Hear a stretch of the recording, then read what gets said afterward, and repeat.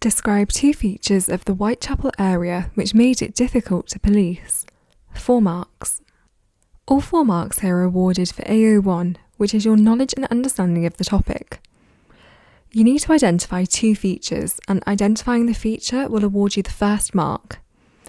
The second mark will be awarded for the supporting information that you give, so that will either explain the feature in a bit more detail or perhaps link it back to the question somehow. You definitely don't need to write loads for this question.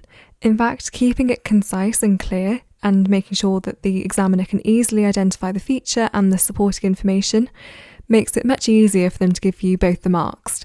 So it's definitely a good idea to try and be as clear as possible. There are lots of different points you could have given for this question, so as long as what you say is relevant and correct, the examiner will give you the marks. But let's take a look at some examples. So one feature could have been that there are many alleys and courts in Whitechapel.